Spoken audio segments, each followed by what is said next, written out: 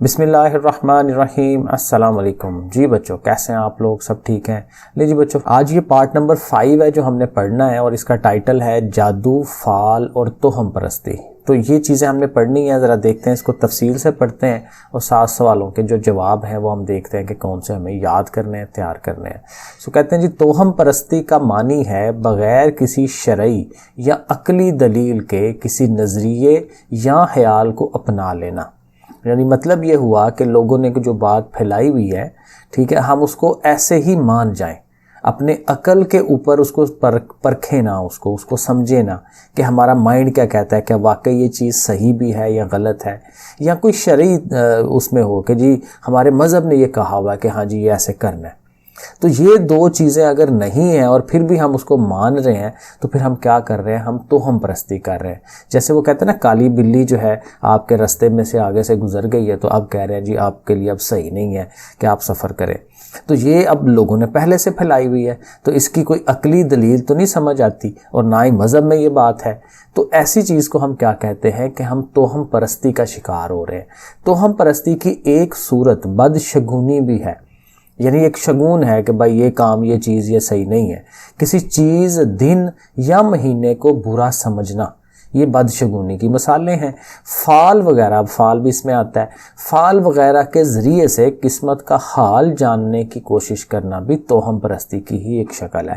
یعنی فال یہ ہے کہ جیسے وہ طوطا نہیں، وہ کارڈ نکالتا، یا ستاروں کا حال جان کے جو ہے وہ دیکھا جاتا ہے۔ تو یہ چیزیں بھی ہمارے لیے منع ہے، یہ ہمیں نہیں کرنی چاہیے۔ ظاہری اسباب میں اثر پیدا کرنے والی ذات اللہ تعالیٰ کی ہے، یعنی جو بھی ہم کام کرتے ہیں اس میں جو اثر ڈالنا ہے وہ اللہ تعالیٰ نے ڈالنا ہے، ان کے علاوہ تو ظاہر کوئی بندہ کر نہیں سکتا۔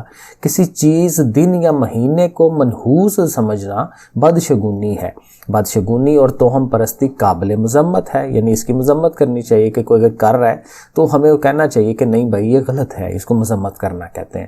اللہ تعالیٰ کی مشیت کے بغیر، مشیت ہوتا ہے مرضی، اللہ تعالیٰ کی مرضی کے بغیر کوئی بھی چیز انسان کو نقصان نہیں پہنچا سکتی۔ ظاہر ہے یہ تو ایک بنیادی اصول ہے۔ نفع اور نقصان کا اختیار اللہ تعالیٰ کے پاس ہے۔ جب وہ خیر پہنچانا چاہے تو کوئی شر نہیں پہنچا سکتا، اور اگر وہ کوئی مصیبت نازل کر دے تو کوئی اسے دور نہیں کر سکتا۔ یعنی بیسک پوائنٹ یہی ہے کہ ہمیں اللہ تعالیٰ پہ ایمان رکھنا ہے کہ نفع اور نقصان دونوں اللہ کی طرف سے آتے ہیں۔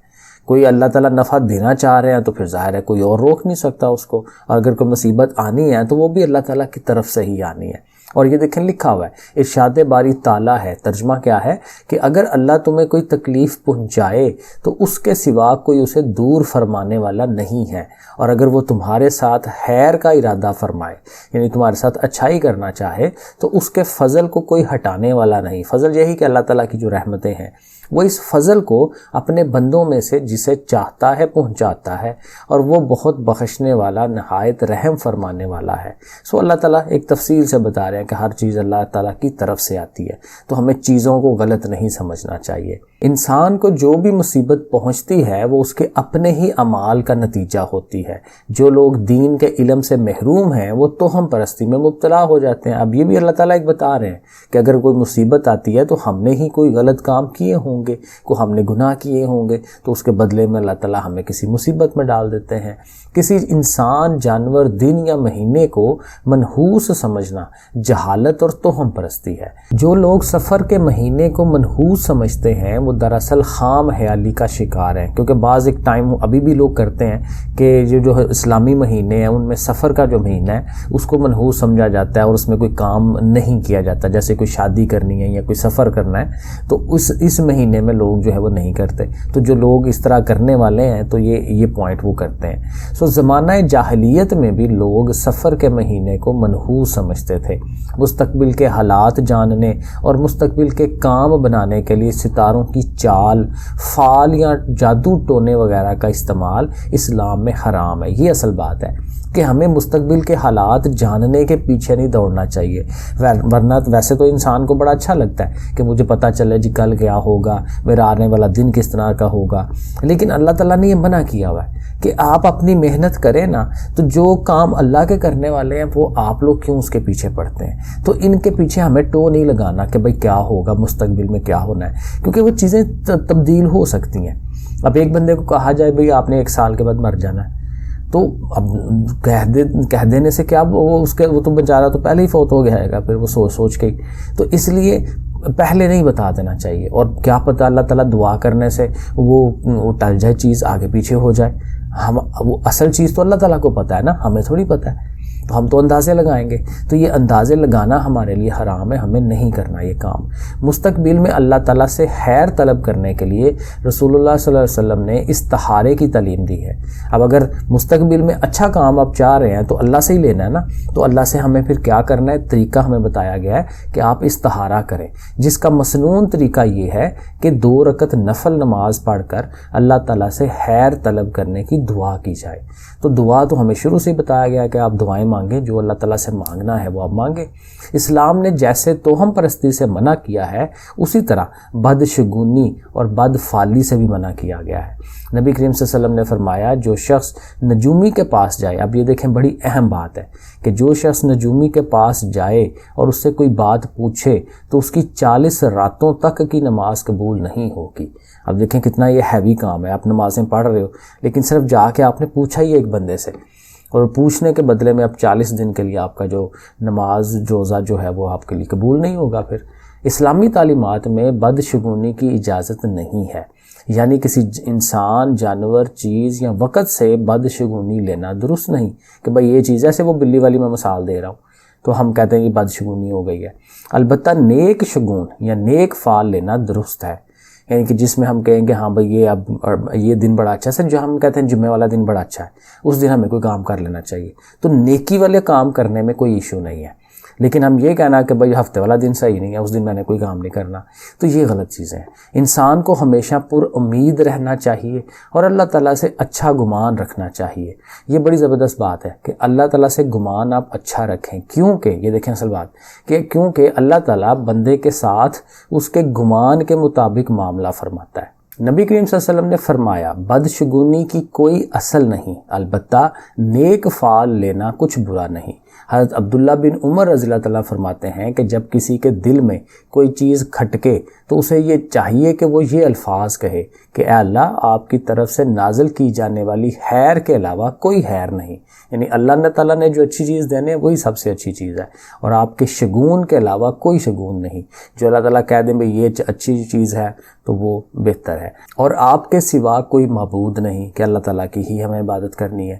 جادو ایک حقیقت ہے. اب یہ جادو کے متعلق بات ہونے لگی ہے کہ یہ ایک حقیقت ہے، کیونکہ جیسے کہا گیا تھا نا نبی کریم صلی اللہ علیہ وسلم پہ بھی جادو ہو گیا تھا، تو جس میں بعض اوقات دوسروں کو نقصان پہنچانے کی کوشش کی جاتی ہے، اور بعض اوقات لوگوں کی نظروں اور عقلوں کو بند کر دیا جاتا ہے، یعنی کوشش کی جاتی ہے لوگوں کو نقصان پہنچایا جائے، یا بعض اوقات لوگوں کے وہ بندے کا مائنڈ ہی اس طرف نہیں جاتا کہ بھئی یہ چیز تو ایسے ہو سکتی تھی، تو عقل کو بند کر دینا، آگے پردہ ڈال دینا.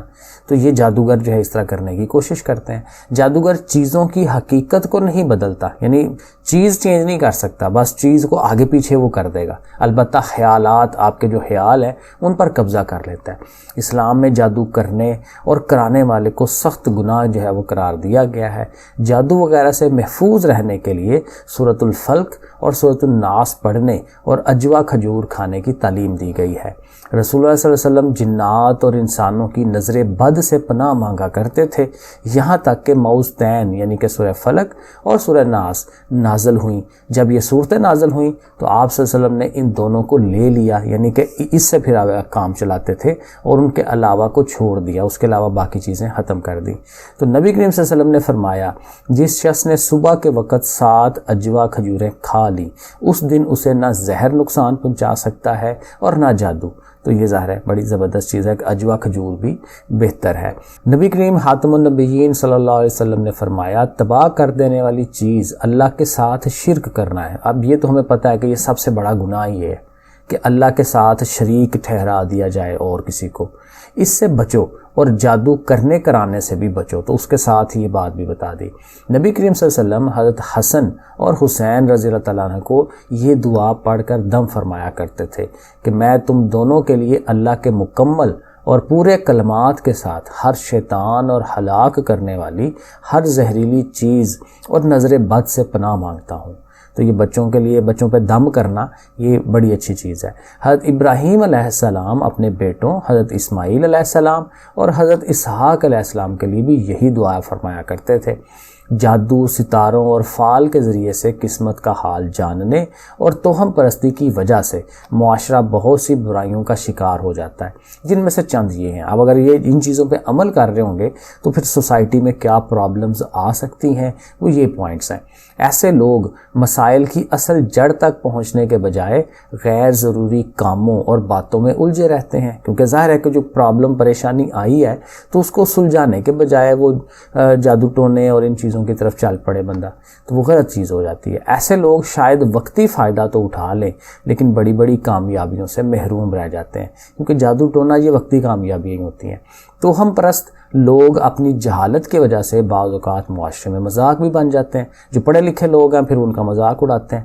تو ہم پرستی اور خرافات کے شکار لوگ معاشرتی تعلقات میں توازن سے محروم رہتے ہیں اور دوسرے لوگوں سے بدگمان رہتے ہیں، بھائی اس نے جادو کر دیا، اس نے جادو کر دیا، تو یہ پھر ان چیزوں کا شکار ہو جاتے ہیں۔ جادو ٹونے اور ستاروں کی چال کے ذریعے سے کام بنانے کے شوقین لوگ جو ہیں اپنے مال اور ایمان کا بھی نقصان کرتے ہیں اور بعض اوقات اپنی جان اور صحت کا بھی نقصان کر بیٹھتے ہیں۔ جاہل عاملوں اور شعبدہ باز لوگوں کے ہتھے چڑھ کر لوگ طرح طرح کی پریشانی میں مبتلا ہو جاتے ہیں۔ جب پتہ ہے لو جی ہمارے اوپر جادو ہو گیا تو کبھی اس کے پاس جا، کبھی اس کے پاس، اور اگلے کے پاس کوئی کام ہوتا نہیں ہے، وہ آپ سے پیسے بٹورتا جاتا ہے اینڈ سو آن، تو یہ پھر خود ہی بندہ اور پریشانیوں میں مبتلا ہو جاتا ہے۔ سو ہمیں چاہیے کہ اللہ تعالیٰ کی قدرت پر کامل یقین رکھیں، اللہ پر ایمان ہونا چاہیے اور مستقبل میں اللہ تعالیٰ سے خیر طلب کرنے، حاجات پوری کرنے اور شر سے محفوظ رہنے کے لیے استغفار کرنا ہے، صدقہ دینا ہے، نماز حاجت پڑھنی چاہیے اور دعاؤں کا اہتمام کرنا چاہیے۔ اس بارے میں نبی کریم صلی اللہ علیہ وسلم نے ہمیں روشن تعلیمات عطا فرمائی ہیں، ہمیں ان سے روشنی حاصل کرنی چاہیے۔ ایکسرسائز پہ آ جاتے ہیں جی۔ اس میں MCQs ہیں۔ پہلے، کسی چیز، دن یا مہینے کو برا سمجھنا کیا کہلاتا ہے؟ بدشگونی کہلاتا ہے۔ انسان کو کوئی بھی مصیبت پہنچتی ہے تو کہاں سے؟ اپنی ہی بدعمالیوں کے سبب پہنچتی ہے۔ اور تیسرا ہے، عرب زمانہ جاہلیت میں جس مہینے کو منحوس سمجھتے تھے وہ کون سا تھا؟ سفر کا مہینہ۔ آگے جی، حدیث مبارک کے مطابق جس شخص کی 40 راتوں تک نماز قبول نہیں ہوگی وہ کون ہوگا؟ جو قسمت کا حال پوچھنے جائے گا۔ وہ کھجور جس سے جادو کا علاج قرار دیا گیا ہے وہ کون سی ہے؟ اجوا کھجور۔ لیکن جی آگے یہ شارٹ کویسچن آپ کے سامنے ہیں اور ایک لانگ کویسچن ہے، تو ان کے ذرا آنسر ڈھونڈتے ہیں کہ وہ کدھر ہے۔ تو پہلا کویسچن ہے کہ توہم پرستی سے کیا مراد ہے؟ سو دیکھیں یہ پہلا ہی میں نے اس کو یہ بریکٹوں میں کیا ہوا ہے ریڈ کلر میں کہ توہم پرستی کا معنی ہے بغیر کسی شرعی یا عقلی دلیل۔ تو یہ آپ نے یہ ڈیڈ لائن جو ہے یہ تیار کر لینی ہے۔ کویسچن نمبر 2 ہے کہ نبی کریم صلی اللہ علیہ وسلم کون سی دعا پڑھ کر حضرت حسن اور حضرت حسین پر دم کرتے تھے؟ تو وہ یہاں کہیں نیچے لکھی ہوگی، یہ والا، یہ کدھر گیا؟ سوری، یہ ہے آنسر کہ نبی کریم صلی اللہ علیہ وسلم، یہ دیکھیں نا، یہ سارا پڑھ کے دعا مانگتے تھے اور یہ ترجمہ آپ نے یہ لکھ دینا ہے، یہ جامع ترمذی والا، تو ادھر سے لے کے یہاں تک یہ آپ نے کر لینا ہے۔ یہ ہمارا کویسچن نمبر 2 ہو جائے گا۔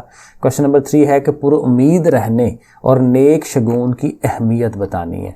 تو اہمیت جو ہے وہ یہاں آ جائے گی، یہ دیکھیں، یہ آپ کے پاس یہ 2 ڈائنائلیں ہیں، یہ آپ نے یہاں سے تیار کر لینی ہے۔ اور اس کے بعد ہمارے پاس کویسچن نمبر 4 ہے، حدیث نبوی صلی اللہ علیہ وسلم میں جادو کا کیا علاج بیان کیا گیا ہے؟